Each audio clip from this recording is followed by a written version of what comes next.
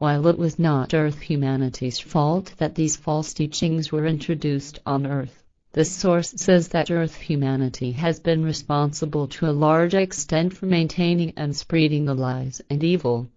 OM provides more on this topic in the Prophet Enoch's account of how the Earth human was corrupted, and allowed himself to be corrupted by the sons and daughters of heaven, as I explain later. In And Still They Fly, Guido Moosbrugger writes, the interest of the Pleiadians in the destiny of Earth can first be traced to historical events of the distant past. The Pleiadians are descendants of our common ancestors who originated in the Lyra and Vega systems, from whom the Pleiadians descended and inhabited our planet a very long time ago. As a result, they influenced the development of the Earth population in both negative and positive respects. Unfortunately, they caused a great deal of suffering by grievous wrongdoing. Nonetheless, the inhabitants of Earth on their own initiative all too readily accepted them and promoted them until they eventually became so malicious that we still suffer the consequences of their various degeneracies to this very day. And so the Pleiadians feel partly responsible for assisting us in correcting these things. Guido Moosbrugger also relates that the reverse side of the coin is that without premature contact with the knowledge and capabilities of the extraterrestrials, Earth human would still be vegetating along as cavemen in the Stone Age, included in the extensive contact notes from conversations between Billy Meier and the Pleiadians, and to be found within other of the FIGU texts, are startling accounts of some of the history of extraterrestrial involvement and intervention on this planet. Online, at the FIGU website, you can start to get an appreciation of the enormity of the given history by reading Contact 251. This also provides an important insight into the cosmic context within which we, here on Earth, now fit, and it helps us understand how we may be viewed by advanced extraterrestrial races who possess a far greater cosmic perspective.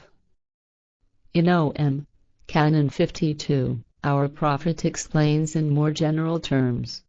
The gods of the earth were humans who came out of the depths of the universes from strange systems, galaxies and worlds, and they wrongly raised themselves up over the people on earth, calling themselves God the Creator. They produced sects and religions on which the earth human became dependent and believing rather than knowing and thinking. The gods demanded that the earth human worship them as creator, and this way the earth human would be enslaved and dependent on the gods for all time. Every god produced his own religion and set himself as the creator over the people, who fell into belief in him. And many of the gods were degenerated and malicious and were possessed of a greed for might and all evil. They allowed laws of death, punishment and corruption, and they murdered as the mood took them. And the human of the earth was ignorant and did not know the truth, and so the people followed the god of their religion. They fell in the darkness of the belief that God is the creator and the producer of life, because not one god told the truth, that they, like the human, were human. And so the knowledge remained hidden that God was a human and that creation, the highest power of life, stands over him. While OM begins with clear descriptions of a genuine Ishwish, the word God means JSCHWJSCH/Ishwish, who is a true, human, king of wisdom. Canon 52 is dedicated to spelling out very clearly the difference between gods who were humans, who misrepresented themselves to earth people as creators, and the creation, which is the highest power of all. This section does speak of God in the singular, but appears to describe the situation regarding gods in general. It does not specifically indicate a particular god. However, this source does make it clear elsewhere that, for instance, Yahweh, the God of the Old Testament, more than qualifies for this Canon 52 description. The Pleiadian woman, Semyes, said to Billy Meier on their 39th contact, "Terrestrials refer to him as the God from the Bible, but we named him Jehovah the Unjust and Cruel. His death took place approximately 2,150 years ago. He was a very evil and power-hungry life form who ruled during the same period as another, kind Ishwish, and who led countless human beings on earth to death and destruction. The capitalization of the G in God in my work is as a result of it being positioned at the beginning of the sentence. In German, the word God is always written with a capital G. This explanation includes the following points. God was a might-greedy space traveler, a human who with evil might and with barbaric laws and directives attempted to control everything. But the creation is peace and love, and only its laws and directives guarantee life. God has only human knowledge and is full of illogic valor and logic, as can only be with a human, while the creation is wise and full of unceasing wonder. The creation is the highest and most perfect, as are its laws and directives, but God is so imperfect, as only a human can be, because he orders belief, revenge, and imperfection. The laws and directives of creation are uniform for all life and carry weight entirely universally in love, but the laws and directives of God carry weight only where he governs, and where the people are slaves to him.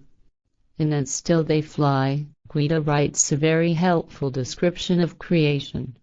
Creation is the most tremendous mass of pure spirit energy existing in our universe. Creation is the greatest and most powerful elementary force in the entire universe, inconceivable in its knowledge, wisdom, truth, love, logic, and justice. Creation is the originator of all creations, which means that it created all the worlds and everything pertaining thereto, and is thus the being and non-being of life. OM contains an account of how people from the far reaches of space came to Earth thousands of years ago, and how some of them, against the knowledge and orders of their leader, mingled with the primitive people already on Earth. This act was forbidden by their Ishwish, and it resulted in a great deal of evil and corruption of the people, and set in train the conditions for, and the beginnings of, the cults and religions.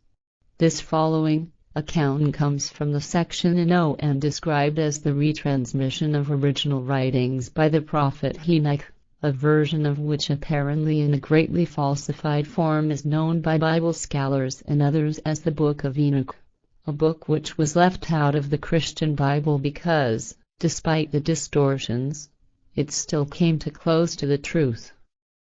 Canon 31 verse 42 says that Enoch carried out his obligation to the humankind of the earth, yet he was mocked by the fools, as is the prophet of the new time.